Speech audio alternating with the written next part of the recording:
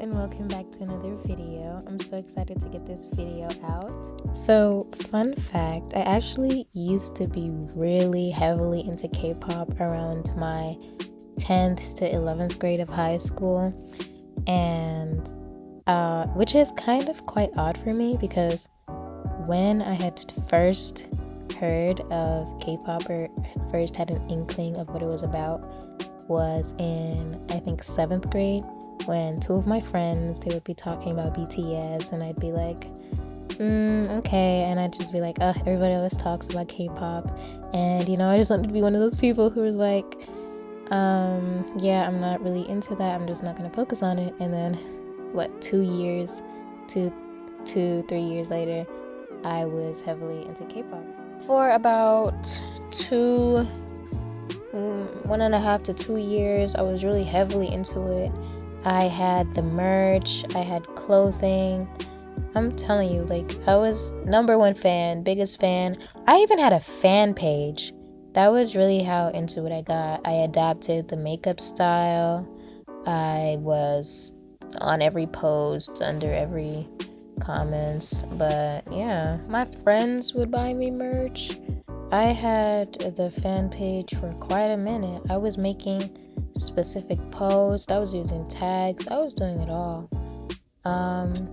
But the fan page was for Stray Kids. Stray Kids was my very first K-pop group that I was into, and the story of how I got into them was that I was on TikTok and I was scrolling and I saw a video of them, and I think it was Felix and Hyunjin was sitting right above him, and that video, I can't remember what was in it, but it was like an edit, and I had asked my friend who were they, and from that day it was just raps.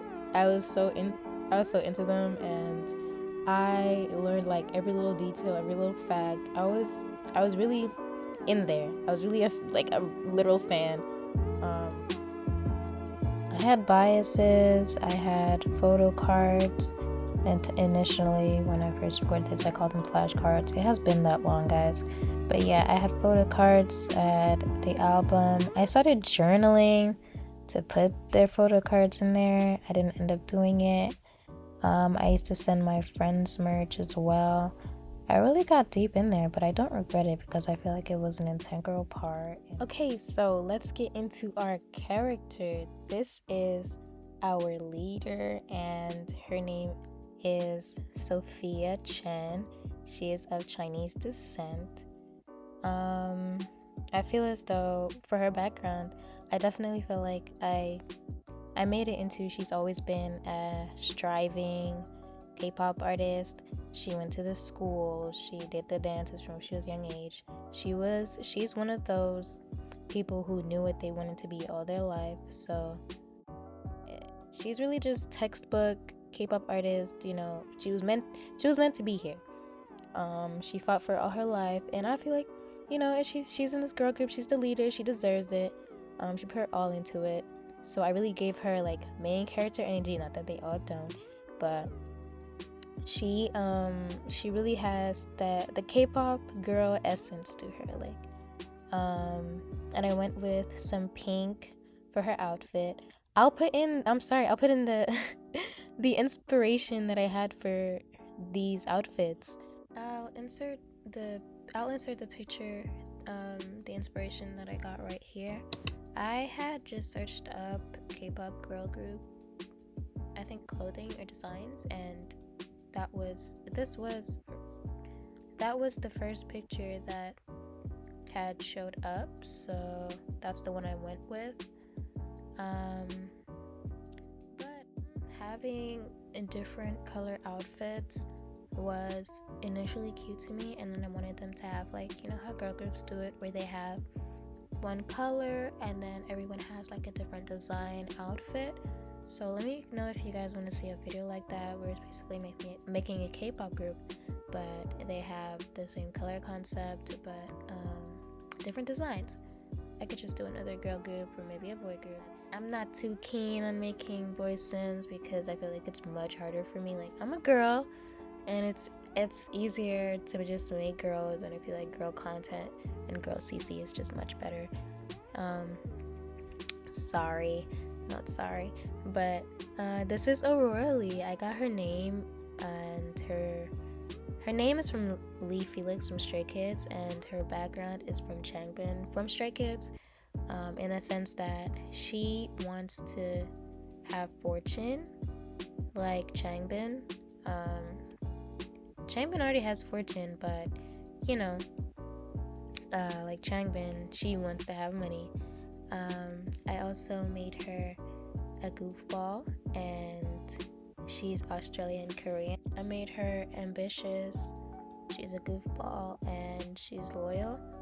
And I feel like with that goofball trait, she really keeps the spirit of the group alive, because, you know, everybody could be trying to be perfect in the way that, you know, they want their fans to perceive them, and they're trying to perfect their dances and their music and how they look and how they're perceived. So, you know, I feel like having a funny member in the group really helps bring back some joy and fun back into the atmosphere of what they do, because I know from just imagining and from what has been said about K-pop members that it's a tough job, like most jobs in the world. So, you know, having that person or having some people in the group that can lighten up the atmosphere is really nice. But this is Minnie Wong. She is Thai, and I got her inspiration from just Doyen girls on Pinterest. I made her the main dancer. I feel like she's misunderstood, and not in a YN WAPAC kind of way, but misunderstood in the way that she's perceived as kind of like rugged, and I don't know, maybe she looks kind of mean, so she seems like the member that might be to themselves, but she loves her group members.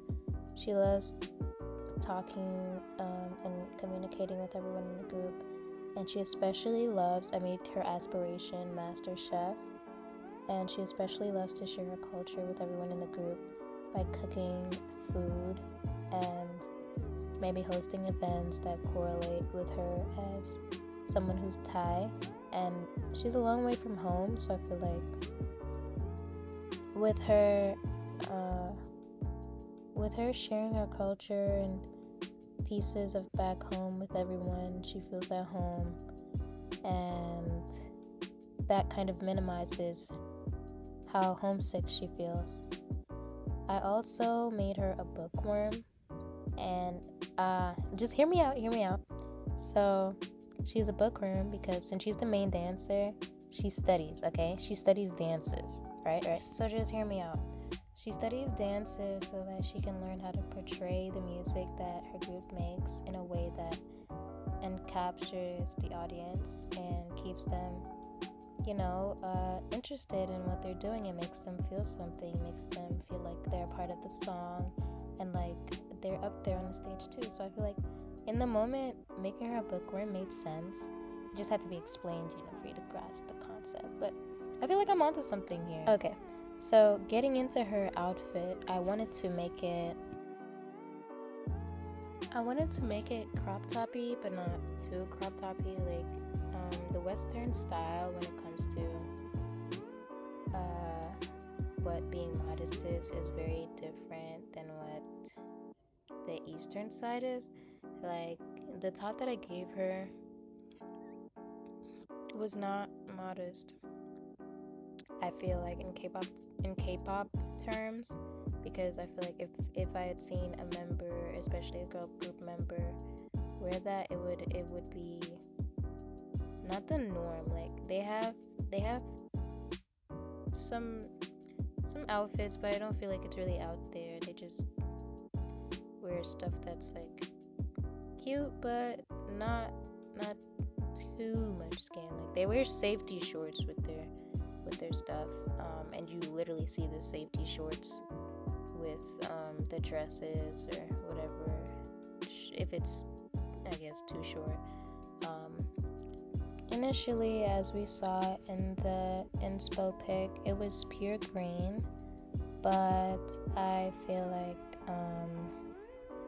to get across to add some dimension to her, I added some black in, and also I needed to make her black knitted sweater look a part of the look like it was meant to be there, because I couldn't just leave her in that crop top. One, it looked plain. Two, and I feel like it was too much for a K-pop girly, so I added on the black sweater and those cute leg warmers. I feel like those were so cute and very Y2K, very on brand for the for the K-pop style that's going on right now. And I feel like the audience would appeal to that outfit. Lastly, we have Deshen Blake. I think I'm saying her name right. I made her Tibetan, and she is the main rapper. Okay, so for Deshen, I feel like she's the wild card of the group. You know, typically and normally, there's always that one group member who's always up to something, always in the media. You know, she's the Prince Harry of the K-pop group. I'll reveal their name at the end, although you've probably already seen it in the thumbnail if I haven't changed it. But she is the wild card of the group. She's a party animal. She's a goofball. She's a glutton, and she's lazy. Okay, so I feel like she's very, out there. She doesn't really care much about how people see her. You know, she feels like her fans are gonna love her regardless of what she does. She feels like they're the real ones, you know. She doesn't like to practice with the group. She doesn't like to practice her songs because she feels as though, once she gets up there, it'll be there with her. I feel like she definitely has this kind of brazen, outlandish kind of way about her. She feels as though, you're not a real rapper if you have to practice all the time and it should come to you naturally. Even though her lines are pre-written for her and all she has to do is literally look at them. But she thinks, even though that her lines come to her on a golden platter, she only has to look at them once, and then she feels and know the real vibe of them, and she doesn't have to pay too much attention to all that because that's not real rapping.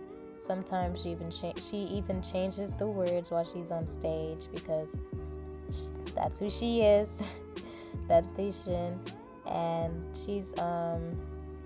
she's gluttonous in the sense that she's always taking the members' food out the fridge. They put something in there, and she's that one annoying person who, if they're like, "Where's my cream puff?" then everyone says Deshen because it's always her. She's always on the go, and she doesn't sit down for a minute to relax and eat something, so she always grabs something out the fridge and then leaves.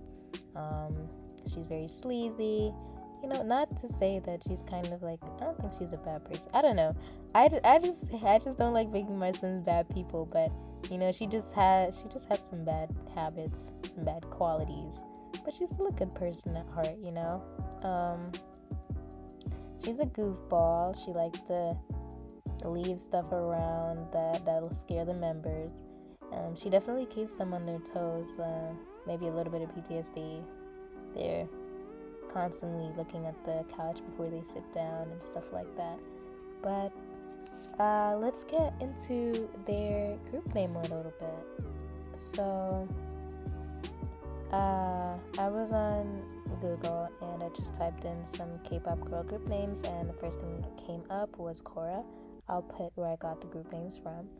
And there was this person who posted and said Stargazer, and their fandom name be pink because there's a lily called Stargazer Lily, and the pink version means prosperity. Pink is also the color of hearts in the sky, so it connects to stars and can become pink too. And I thought that was so meaningful and very in-depth. So I picked Stargazer for them. And also,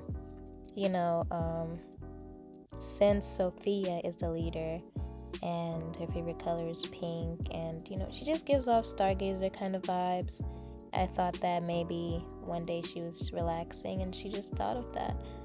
So I gave them the name Stargazer, and if you're a fan of this K-pop group, then you are part of the fandom Pink. And that was really sweet to me. Let me know down in the comments which member was your favorite. I keep calling them characters, but it's been a while since I've dabbled in the K-pop scene. But let me know down in the comments which member was your favorite. And mine was personally, if you can't tell, Sophia.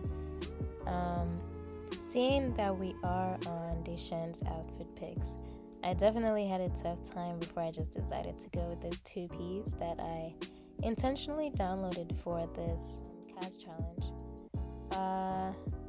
When it came to her shoes, I also had a difficult time. She just, like her personality, gave me a hard time. But what can I say? I guess I just did well with the personality picking because I couldn't decide for her outfit, for her shoes. It was just all over the place, and I just could not. But I eventually decided on some red rigs that I've got when I went CC shopping recently for this group, and it turned out really nice on her. I really could not decide between the black or the red. Tell me which one you would have preferred. But yes, I ultimately decided on the red. Circling back around from New Year's, since once again I am recording on the New Year's, what are you guys' New Year's resolution? Mine is to finish school if I can. If not this year, then next year. But I'm sure I'll be finished this year. And I'd also like to prioritize the small things. I feel like when I say prioritize, I mean celebrate. I just used the wrong word because I'm also having a brain fart at the moment. But I feel like, sometimes we only celebrate the big things in life, but you needed to take those small steps in order to get where you are, and get to that big celebration and that big achievement. In order for you to be an honor roll student, you had to get all those A's. So I feel like you should celebrate the small A's that you've gotten in your curriculum, because without those little A's, you wouldn't be a big honor roll student, to say. Another thing is that I started pretty well. I uploaded my first video on the 1st, and I would also like to continue to upload consistently and grow my community. Maybe by the end of the year, have 100 subscribers. Nothing too big, not big of a number for YouTube, but big for me, because I always like to think of it like, if there were 20 people in my room right now, or 100 people in my room, like my goal, that would be a really big number. Like, just imagine you were talking to an audience of 100 people, which I have done before, and that is a pretty big number. But I'm grateful for anything, and I'd also like to find a consistent schedule.